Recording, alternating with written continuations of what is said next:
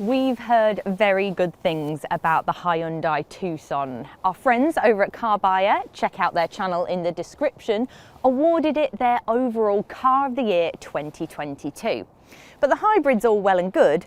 We've been waiting for this, a Tucson with a plug.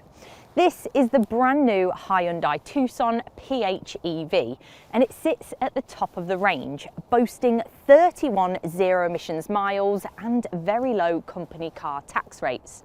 But should you consider one of these over, say, a Toyota RAV4 or one of the bigger Kia Sorentos? Let's find out.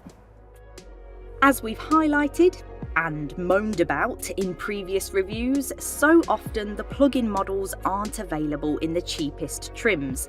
That's also the case with the Tucson. So while prices for the standard petrol and hybrid versions start at less than £30,000, the plug-in hybrid costs almost 40 grand. Of course, you don't pay £40,000 for a bog standard SE Connect car. For your money, you're upgraded to premium trim, bringing 19-inch wheels, LED lights and a Krell 8-speaker stereo.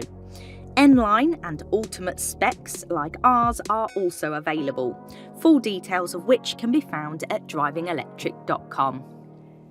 Now, as we've not done a video review of the standard Tucson, we'll start from the beginning. But if you've been in one of those, then this will look very familiar. You get this lovely 10.25-inch touchscreen display, which is really clear, responsive and all that. But you also get another 10.25-inch screen behind the steering wheel.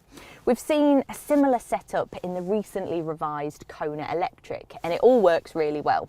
There's lots of features hidden away in the screen, but you also get Android Auto and Apple CarPlay on all models. What we're not so keen on is this panel of touch-sensitive buttons down here. It looks lovely, but when you just want to change the temperature quickly when you're driving, it's not so practical. Otherwise, quality is really good. There's some nice materials and the buttons and switches feel really solid, like they're going to stand the test of time. Not so much this button if you keep pressing it, hoping to hear an engine start. Plug-in hybrids, silent starts. You might think the plug-in hybrid is the sensible choice.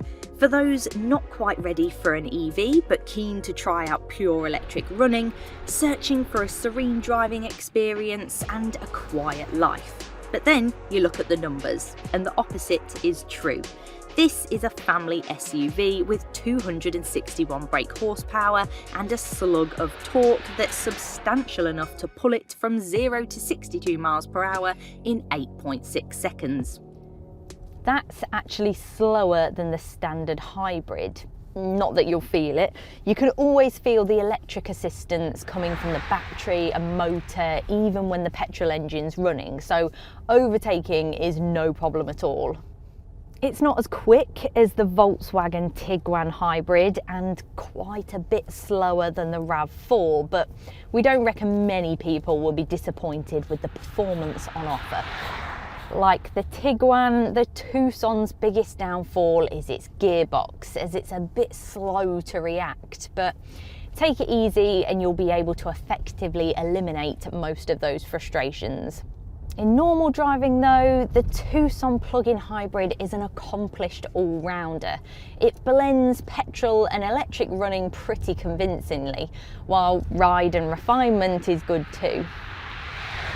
It's not the sharpest tool in the box, that's the Ford Kuga, but neither is it the sloppiest.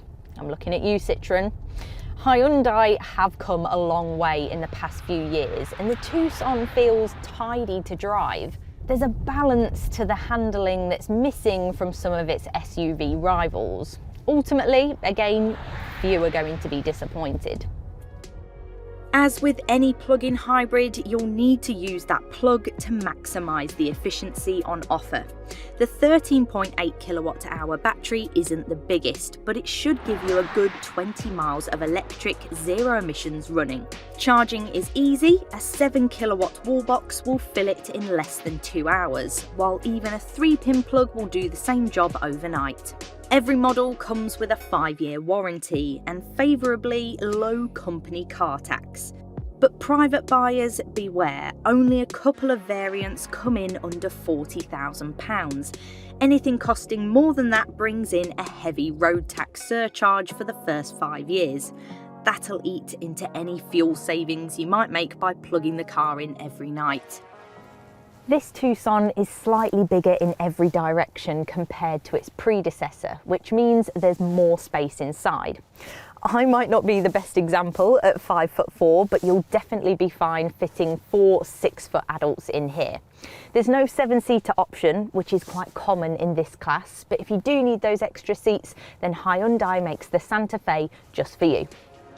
The final thing to mention is the boot. As is common in plug-in hybrids, the big battery takes up a chunk of space, meaning it's a bit smaller than the standard hybrids. It's still huge though. 558 litres means it's bigger back here than the Tiguan, which suffers an even greater penalty in the switch to plug-in power. Folding the seats is easy, so carrying longer items is simple. So there we have it, the Tucson plug-in hybrid. I think Hyundai's biggest issue here is price. It's almost as practical as the standard Tucson, comes with loads of tech, and it's even cheaper to run.